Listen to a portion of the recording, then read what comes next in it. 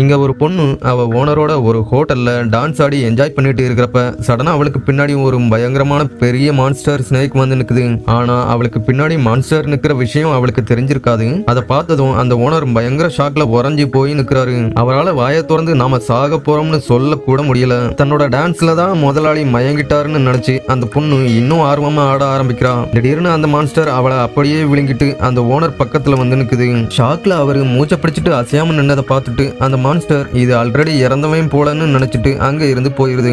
ஆனா அந்த monster snake அந்த ஹோட்டலையே சுத்தி வளைச்சு பயங்கரமா நிக்குது. அங்க இருந்த பீப்புள்ஸ் எல்லாரும் பயத்துல அலறி அடிச்சு ஓடி அந்த பில்டிங்கோட ரூஃபுக்கு ஓடுறாங்க. அதுக்குள்ள ரெஸ்கியூ டீம் ஹெலிகாப்டரை எடுத்துட்டு அந்த பில்டிங்கோட மாடிக்கு வந்துடுறாங்க. அப்போ ஒரு சின்ன பாம்பு ஒரு பேக்ல இருந்து வெளியே வந்து அந்த பைலட்டோட கழுத்துல கடிச்சிருது. அதனால பைலட் வாயில நுர தள்ளி அங்கேயே செத்து போயிடுறான். ஆனா அதிர்ஷ்டவசமா அதுல ஒருத்தனுக்கு ஹெலிகாப்டர் ஓட்ட தெரிஞ்சிருக்கும். ஆனா ஹெலிகாப்டர்ல ஒரு டைம்ல 4 பேர் மட்டும் தான் அங்கிருந்து போக முடியுங்கிறதால அந்த பீப்புள்ஸுக்கு இடையில கொஞ்சம் தள்ளு முள்ளு வர ஆரம்பிக்குது. அந்த சத்தத்துல அந்த மான்ஸ்டர் ஸ்னேக் அவங்க எல்லாரும் இருந்த ரூஃப் டாப்புக்கு வந்துருது. அந்த மான்ஸ்டர் ஸ்னேக்கோட கர்ஜன சத்தத்தை கேட்டு ஆயிரக்கணக்கான பாய்சன் ஸ்னேக்ஸும் அங்க வந்துருது. உயிரை காப்பாத்திக்க வேற வழியே இல்லாம அவங்க எல்லாரும் ஒன்னா சேர்ந்து கையில கிடைக்கிற ஆயுதங்களை வச்சு அந்த ஸ்னேக்ஸை எதிர்த்து சண்டை போட ஆரம்பிக்கிறாங்க. அதுல நூத்துக்கணக்கான ஸ்னேக்ஸ் இறந்தே போகுது. அதுல ஒருத்தன் பெட்ரோலை எடுத்து அந்த பாம்புகள் மேல அப்படியே ஊத்தி விட்டுறான். சடனா இன்னொருத்தன் கண்ணால ஃபயர் பண்ணதும் ஒட்டுமொத்த ஸ்னேக்ஸும் தீயில கருகி போயிருது. ஆனாலும் அந்த பெரிய மான்ஸ்டர் ஸ்னேக்கு எதுவுமே ஆகிருக்காது.